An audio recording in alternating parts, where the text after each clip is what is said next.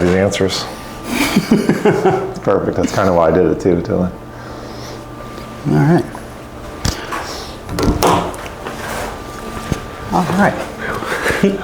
Host is challenging. All right, just kind of go, right? Yeah, just kind of go.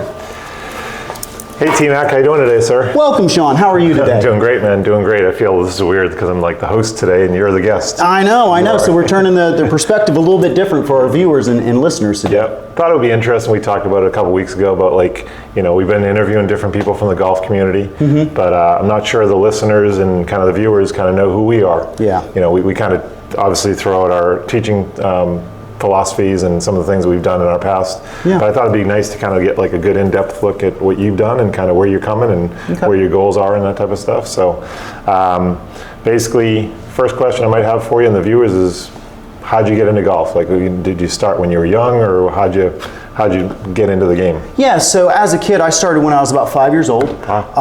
When I was a little guy, my dad was a struggling attorney. My mom was a secretary at Lykes Pasco. Okay.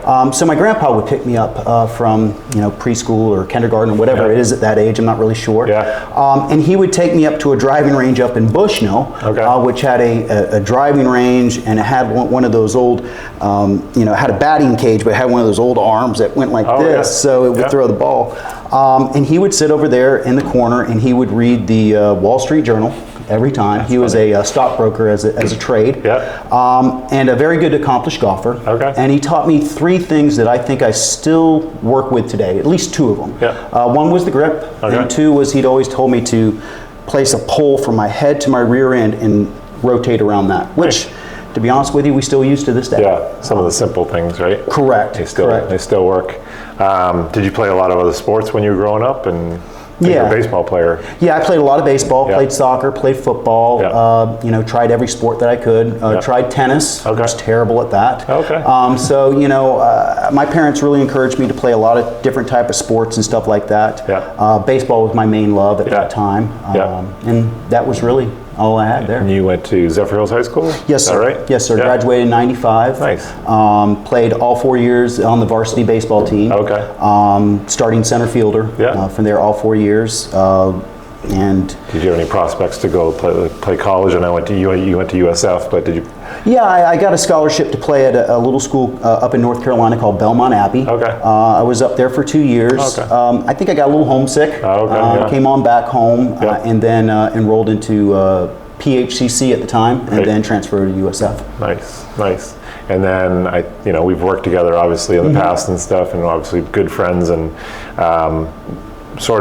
I know you've done a lot of different jobs in the golf industry. Right? You've kind of been from maintenance to head pro to general manager to cart guy to hot dog maker. Like, we do all of it. I think there hasn't been a spot in the golf industry I haven't worked. And I think that gives me a great perspective. When I talk to other people in the golf industry, is that if it's the maintenance guy, or if it's the bartender behind the bar, or if it's the guy behind the shop, I've done all those jobs before, and I can kind of relate to their frustrations and what they're trying to do. But golf is one of those things, and I think you know it very well. You got to wear a lot of hats. Especially as a general manager or a head pro. You got to fill in a lot of gaps at times. It's something that reminds me of that all the time is PGA school. You got your Class A PGA card a couple of years ago, I think. Is that right? Yeah, two and a half, 3 years ago now.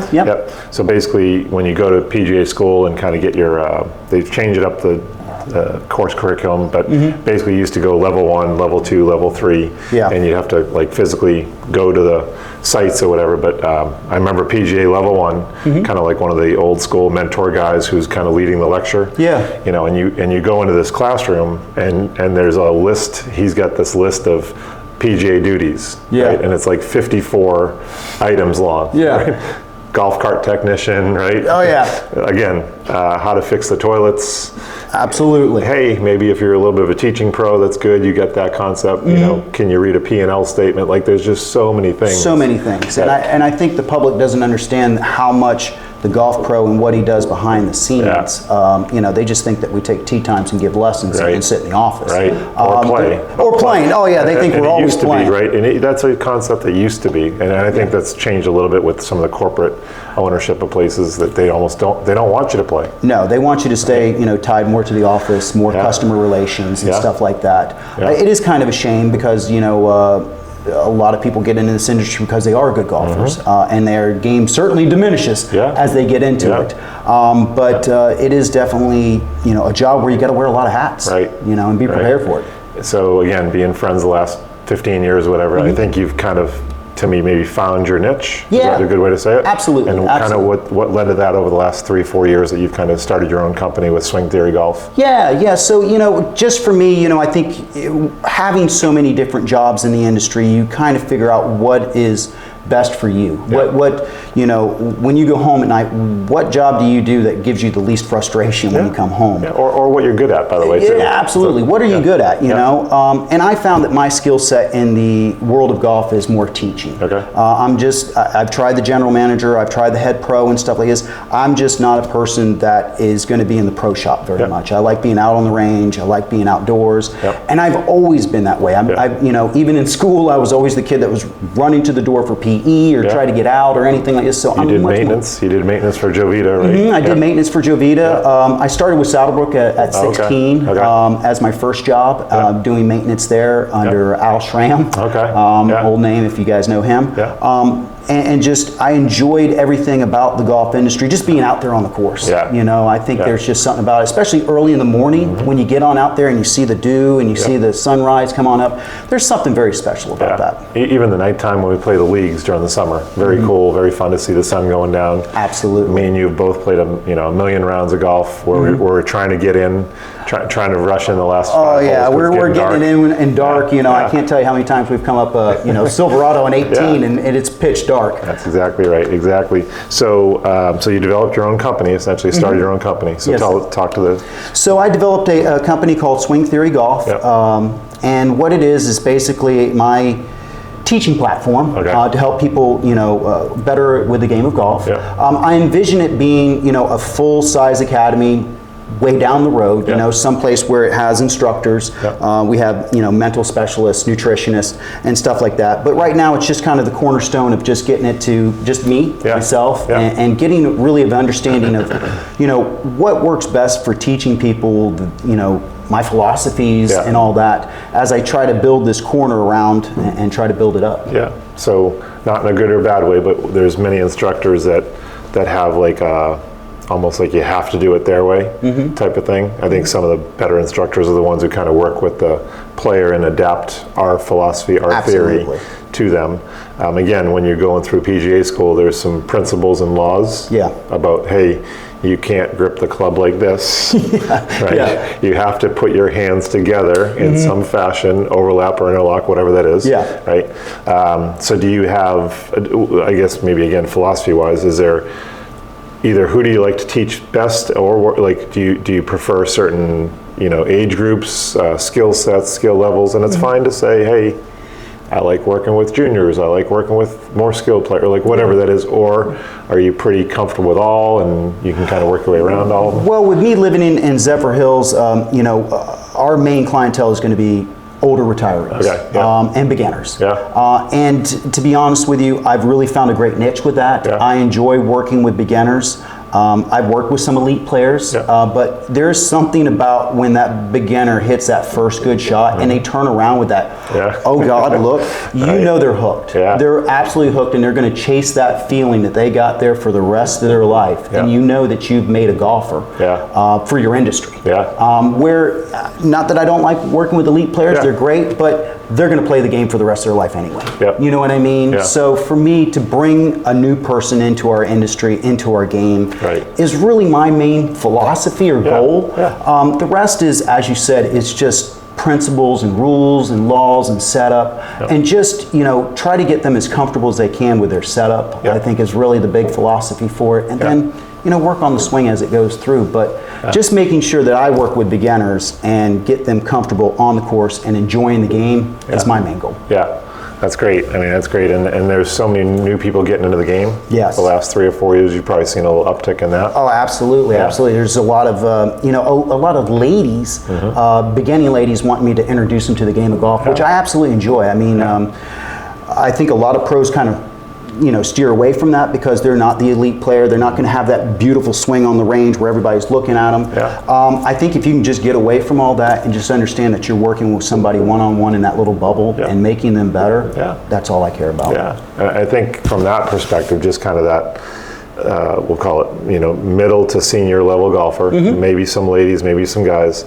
To me, what I've experienced is there's a lot of people that have either sat in an office for 30 years, so they've sat down, right? So their flexibility isn't what it should be. Correct. Might be a little out of shape, might be whatever that is, may just not have the muscle mass like you're saying elite players have. So they don't know what they don't know. Correct. Is my point, right? Like they don't know that they're supposed to turn a certain way. Yeah. Right. They're trying to do it with their arms instead of their turn or whatever.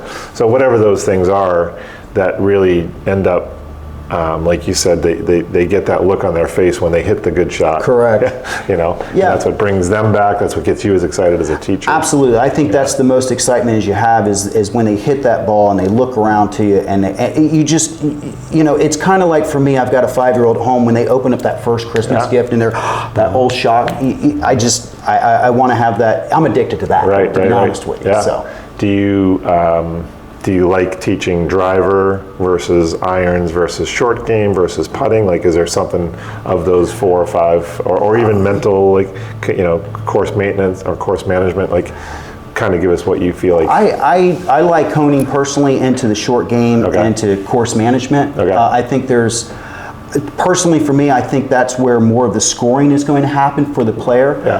But just as well as I do, everybody wants to hit the long ball or the iron or have some understanding of how to hit those. And then just in the lesson today that you had, giving the guy a perspective of hitting up on the driver. I think giving him some kind of understanding of drivers are up and irons are down, or a major thing for them. So. To me, it's like, and I've been teaching since, I got my card in 2003, but probably, secretly teaching since 98 or whatever, we're just taking money on the side. So let's say that's 25 years, like it's almost like Groundhog Day every day to me, meaning like you just got a new batch of people. And had it this morning with actually one of our guests, Tom White. Right, we had Tom in here at 8 o'clock talking about some chipping stuff and like me and you, and I'll say it this way, and I think you see this when you teach, what we think is obvious is not obvious. Correct. That makes sense? Yes. So like what we think, hey, you should, when you chip, the club face should go towards the target.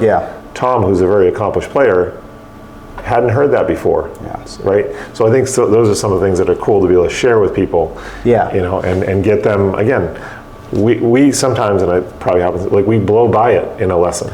Does that make sense? And it's funny that you say that. Because we'll get to the point of just like the grip and the stance, and you'll look at the guy and you go, wow, this is a lot to take in. And you're like, well, this is just that part of it. We've got this much more to go. And it really is true. We do take it for granted that these people are learning it for the first time. Right. They're trying to take this all in. And really, there's times where it's 35, 40 minutes just working on grip and setup. And it's tough because you got the engine behind you going, I want to go. I want to teach them more about the swing, but you've got to slow down to their pace. I think that's the big thing is that you've got to understand that you've got to teach them at their own pace. And they have, the fundamentals of, like, again, there's a reason why it's PGA laws, PGA fundamentals, and then there's sort of like, hey, you can do some things differently in this part of the swing to make different things happen. Right? You don't always have to be exactly, because even now on the PGA Tour, no 2 golf swings are the same.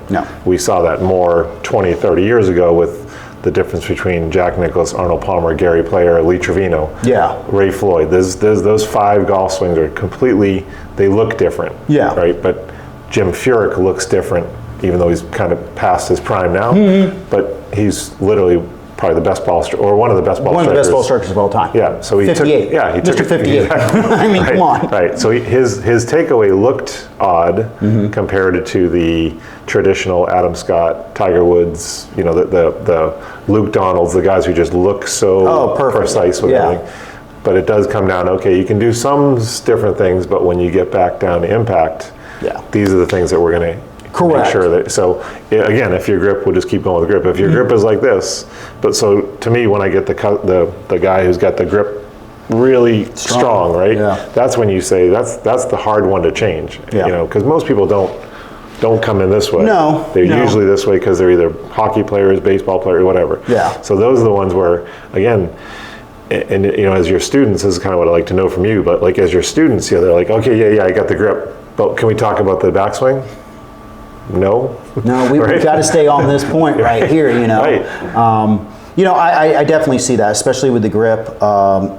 I see so many different grips, and the old saying is when I was coming through the PGA, and it's changed now since I started to where I'm ended, is that if you change your grip, you lose a customer. Yeah. Right? I mean, you never, you know, the whole thing. And then at the end of my PGA thing, they said that if you don't check somebody's grip, you're not worth a darn as an instructor. Mm-hmm. So you're kind of like this, but I really do believe that the first thing you should start with is the grip. Yeah. Right? Just look at the grip, make sure that's correct, and then, you know, everything else behind that. It's funny you say that because you'll get the customer or the client who is so averse to changing grip. And I think that to me is sort of the better player, that 10 to 15 handicapper who's trying to get down to 8 or 7. Yeah. And they're so used to their grip and they don't want to change. Yeah. Right? The lady, the senior, the starter, the beginner, the junior, you can kind of get them, okay, hey, this is, you know, we're going to start the club and we're going to grip it from here. And then like it's almost the starting, they don't have any bad information. Correct. But the guy who's like an 8 handicap,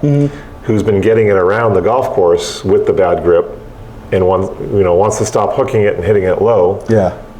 Hey, we've tried all the other things, right? We've tried all the other tools in the trade. Correct. And if you don't start with this one, so we're not always talking about just grip, but we're just using grip as the example. Correct. Yeah. You know, you've got to, you know, it's tough with good players, single digit handicaps, to change those certain things because they have a certain belief in their mind. And it's funny that you'll go to some, you know, they'll tell you what they think's wrong with their swing, right? Sure. And then you visualize it and you see it, and then you tell them something that that wasn't even on the map for them, right? And it's tough for them to kind of come around and say, this is what you need to do. It's not what you think it is. Right.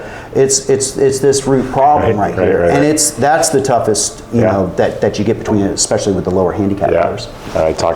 We talked about that on a podcast a couple months ago where I went to get a lesson from Tim Poltz. Right, I thought it was this going on my golf swing, and he didn't even come close to that. It was something totally different. Right, and it was back to grip for the record. It was actually back to grip. Hey, you're too weak. Your left hand's too weak, and you're not holding on to the club face is going to move at impact if you're a weak grip, and the ball's going to go right. So strengthen your grip up, or literally strengthen the pressure. And I think that's a sign of a good instructor, somebody that's able to see the things that you're not, and point those out, because obviously you're coming to me or somebody for a reason, right? And your ideas and your thought process is not correct, right? And then when we kind of see that and we put you on something else, I think it starts to open up, you know, their game and their mind, and they start to look at different avenues of where their swing is. Definitely. So the other you know, group of clients we get is the well, my buddy's a really good player and he told me to do this. Okay, well, how many lessons has your buddy taught? Correct. He might be a 2 handicap. Yeah. He might be able to get the ball around and do things might have a different body type, might be stronger, faster, different athletic ability than you. Yeah. But that's not what the problem is. Right. You know, so and then the last component to that is, I'm trying not to pick on the husbands. Okay. Oh, I know where this one's going. But the wife who comes in, she's tried a couple of rounds, she's tried a couple, you know, range sessions. Her husband's telling her something. Yeah. And then they come in. Okay. Well, my husband told me to keep my head down. Okay. That might be something at some point in the golf swing. 2 months from now. Keep your eye on the ball. Keep your head still. I mean, it's the most common advice I ever hear, especially with the ladies that I play with. And if they're being told by their husband, right? Who's played for 30 years, 40 years. Not well, probably. Probably not well, right? Anyways. I wouldn't have gotten a lesson from them either. Exactly. But it's their only reference point, right? You know, they're trying to get introduced into the game, and they look to the only person in the household that's played it, and they're trying to go with any advice that they have. And you know, one thing that has crept throughout the whole ages from maybe Bobby Jones all the way down is keep your eye on the ball. Yeah. Right? And I don't know any sport or anything where I'm keeping my eye on the ball as I'm tossing it or throwing it or making a motion in it. It's always target oriented. Correct. Right. Correct. Yeah. So getting women to understand that they got to let their head rotate through the swing is a huge accomplishment for them. And to be honest with you, I hear this all the time. Boy, that's a lot easier on my back, right? I'm like, right, it's an athletic motion. If I was throwing something, everything's going that direction. My eye's not staying on the ball as I'm coming through. Never. So that's one of those things. The you know, when I get the beginning lady, they kind of go, "Huh, really?" And I'm like, "Yeah, it's the worst advice. Don't tell your husband, but don't do it, right?" You know. So I'm pretty adamant. I just tell him. I say, "Hey, bring your husband next time." Yeah, let me tell him. You know, and it's funny because what I'll do is I'll say, you know, luckily sometimes I'll have somebody who's a decent player on the range, and I'll say, watch their head. Right. And it's a good way to do it. You know, watch their head, watch what they're doing, and it's kind of like an eureka moment. Boom. Right. I can move my head. I have that freedom to do that. Right. And I think as golfers, I think they think there's more restrictions than there is freedom. Keep your head still. Yeah. That's what they do. Yeah. They keep their head still, and then it limits every body motion that we're trying to do. Correct. Right. Yeah. Correct. So that's a real big one. You touched on a couple things there. So one of them is to me. I was watching an Instagram video last night, which I do almost every night. Just you know, we kind of go down that rabbit hole sometimes. Oh, absolutely. We do it just as much as you guys do it too. Absolutely. But one of the things is like when you're a great point what you said about like throwing the baseball, shooting a basketball. You know, when you're shooting a basketball, you would never look at your hand and the rotation. No, never. It's what am I trying to go towards? What's the target? Baseball, you're looking for the glove, or you're looking for the side of the plate, right? Which part of the plate we're trying to hit it to. Absolutely. Right, and it's also a very mental image in your head because when you're back here and you're turning to throw the pitch, you can't look at the plate. Yeah. So you have to have that plate in your head. So where I go with that for golf, and this is what I was watching yesterday, was they were talking to Rory and. Trying to think of the other tour player they were talking to, but basically it was Cameron Smith. Okay. Great putter. Gotcha. Arguably one of the better putters out there on tour. Without a doubt. Yeah. And they both said we don't take practice swings putting, and the reason they said don't take the practice swing putting is the timing that it takes to take the practice swing, right? When they get up over the ball, they've lost the target image. So they really want to be. They get over the ball. There's a reason to take a practice swing on a 7-iron because you're trying to get the feel for it. Yeah, your low point, right? Putter, you know how to make a putt. You know how to what you're doing. Basically. Somewhat. Right, exactly. Yeah. But the point is, once you get over the ball, their point was look down at the target, and I think we talked about this. Like when you bring that target back to the ball, the mind's eye thing, they want to go. They want to go as quick as possible. That sportsman's reactionary, yeah. You lose that, and that's the baseball thing too. Like you lose the target part of it, and the more that your mind can keep the target in your head, you're gonna. What is Tiger's putting? I think I was just about to say, what is Tiger's whole philosophy? Putt to the picture, right? Putt to the target. Yeah. He's got that mental picture, and he sees that ball rolling into the hole. And I got to be honest, I think that's how he's made most of his putts is just willing it and seeing himself doing it. And there is a small corridor between reality and fantasy. I think that if you can get that mental image like you're talking about, your game's going to go up. Absolutely. So you see the ball. And I know when I putted my best too, I see the ball roll over the cup in my head, over the front end of the cup. Okay. Right, like I see it happening, and then I'm just doing what I'm seeing in my head.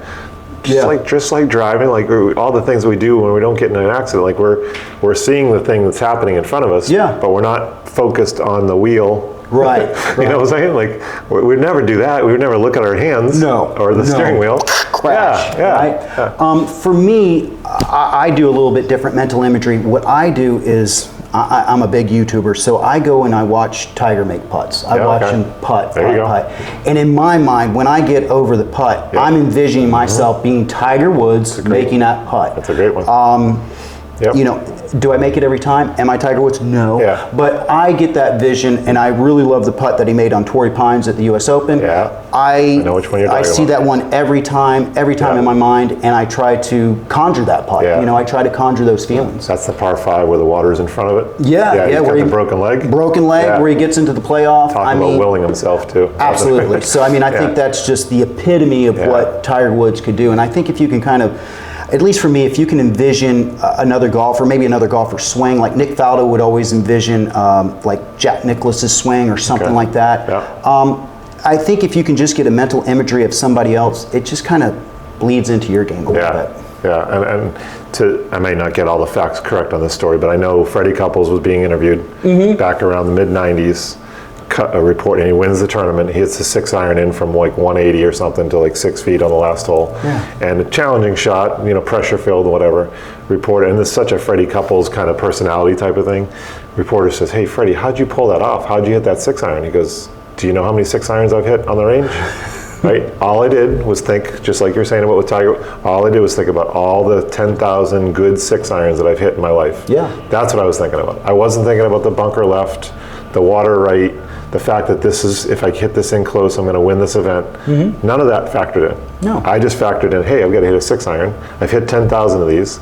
Let me recall those facts and go do it. Yeah. And to our listeners, to our viewers, that mental imagery, we can't stress it enough. Absolutely. Right? Because what do our people think about? Oh my gosh, there's water left. Oh, there's bunker left. You The know, bunker. I won't stall it. I won't top People it. behind me. Right. You know, Oh, yeah. I'm in a hurry. And the ladies, I feel bad for the ladies because they always feel like they're pushed. Yeah. And they're pushed by guys who are behind them who aren't any better. They're terrible. You know, they're just knocking and duffing it just as bad as they are, right? But they get this, yeah. So, But yeah, definitely. If you can get that mental imagery, it just it quiets the mind. You know, you stop thinking about the problems. Especially for me, when I get onto 16 at Silverado, I say to myself, okay, I've got, 6 more good swings, right, and a couple putts. And all I think about is those swings. I don't think about the problems or the troubles. I just think you need to hit these 6 swings good, right? You need to hit them as good as you can,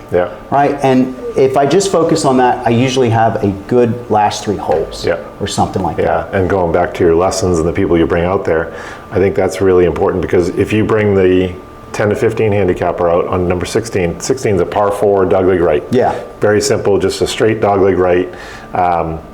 Typically that 10 handicapper who's trying to get to 8 or 7 will tell us when we're on the tee box, okay, what's your thought? What are you trying to do here, right? Well, I'm trying to go over the trees, I'm trying to cut the trees and go, why wouldn't you just go for the 150-yard marker, right? Exactly.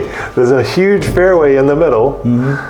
Your chance of percentage of carrying those trees is minimal at best. Yeah. There's a reason you're a 12 or a 16 or whatever. And we're not picking on people. We're just trying to show you how you get to these 3, 4, 2 handicap levels. You don't factor those in. You just hit, hey, I'm really good from 150, 160. Yeah. Let me hit there. Let me take 3 wood instead of driver. Right. And we talked about that. You know, if you took a less club and really you went to the range and you just wore out the 150-yard marker, I think your handicap would just skyrocket. You know, but you know, definitely. You know, that's where that course management comes in, making sure that, you know, instead of taking this 12 degrees over here, let's make it, 13 degrees over here and get into the fairway, right? And you know, especially when I read, books on like strokes gained and stuff, is the higher the handicap, the more you should aim to the left fairway because they slice, right? And they find that, you know, as you statistically go more left, you're going to find the fairway, more fairways, more greens. So knowing what your miss is and understanding that and playing to it is what you want to do. So even in that regard, like as instructors, you would tell the person who keeps slicing it to not aim more left, correct? Correct. Right, that's how we're going to fix it on the range. Correct. But when you're playing golf and you're doing a course management lesson, hey, you are who you are. Correct. Right, you dance with the girl you brought. That was what my college coach always told me. Absolutely. Even if she's ugly, you're dancing with the girl you got. Whatever you have that day. Yeah. And that's what these guys on tour do. Yeah. My dad always told me, go with the devil you know. There you go. Go with the devil you know. When you're out there, and we talked about this, is that you don't want to play golf swing. You want to play golf, right? And if you go on out there and you're hitting a 30-yard cut, just accept it for the day. It could be the wind conditions. It could be a lot of factors. But play your shot. You know, play what's comfortable to you, and don't go trying to take risks that you really don't need to take. You know, bringing in double bogeys and triple bogeys into play when it could just be a bogey. Yeah. Again, same thing. Like you know, got a tree that you got to cover or something, and if you don't have the shot, you don't have the shot. Yeah. Chip it out, make 5, make bogey, go live to play another day. You might make a 30-foot putt, you know, give yourself a chance at it, you know, but if you're out in the woods on your 4th shot and trying to get on the green, well, we're probably making double or triple at that point, right? Yep, absolutely. What's kind of the dream foursome or the dream village, you know, dream place that you'd like to play, or maybe you've already fulfilled your dream, maybe you've already played Augusta that I don't know about or something? No, I mean, I think everybody would love to play Augusta or like Pine Valley, something like that. I think my foursome would be very, very simple. I think it'd be a threesome, to be honest with you. I think it would just be my grandpa and my dad and me. Oh, nice. You know, you could go play with all the great golfers and all that stuff, but at the end of the day, I really want to play with people I know, and I can really just get into a conversation with and enjoy the whole 18 and not try to learn somebody or figure it out.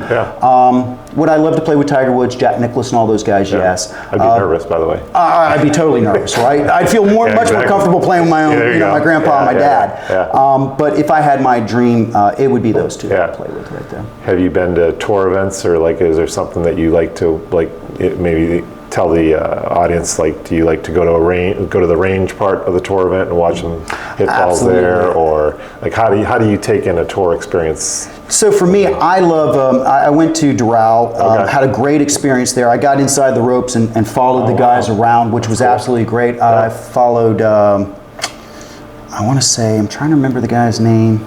I'll come back to it. But got to go inside the ropes and all that good stuff. It was a great experience. But what I really enjoyed when I got there was getting to the practice putting green and watching how much those guys practice on the putting green. And to be honest with you, from here to the screen, they're just sinking putts routinely. I mean, I watched Jordan Spieth. He must have made 40 putts with one hand on the phone. And I'm like, this guy's amazing, you know? Crazy. But just to see those guys and how they practice and how they interact, and the mental coaches that are coming up and talking to them, I just find it amazing, and it's such a buzz. Right. You know, it really is. It's a buzz around the whole area. Yeah, that's a cool thing to even bring back to your students, to kind of explain. You know, we kiddingly, you saw me in here teaching this morning, like, you give a student something to work on, and you're like, okay, and my tagline is, okay, 499 more. Yeah. You know, go do it 500 times. Yeah. Just that one piece. Yeah. Because again, our exposure, the fact that we're lucky enough, blessed enough to be able to go to tour events and be able to see what these guys do, and have friends who are not tour players, but maybe but Keith Colzer. He's qualified for the Senior Open a couple times, and been Chapter of the Year player multiple times. Yeah. So you get to these levels, is my point, and you see what good, consistent players do, and they don't walk from the parking lot to the first tee. There's none of that. With a Red Bull in their hand. That's what I was going to say. Yeah, there's none of that, and you know, I'm not even trying to be negative. It's just again, if you you put in what you're going to get. Correct. You know, so if you're going to continually to put in good practice sessions, your game's going to improve. Absolutely. But if you